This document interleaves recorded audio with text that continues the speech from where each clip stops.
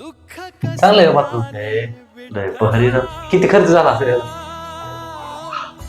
झाला असेल माझ्या अंदाजे तरी सांग वर. 50,000. अहो 5-50,000. अहो नुसतं ही भांडच आहे 5-50,000. हा 3 लाख खर्च झाला नसतं एवढं बाथरूम. ठीक आहे बाथरूमला. बाथरूमला. तुम्हाला काय वाटले? साधा खेळ आहे होय. चांगलं चांगलं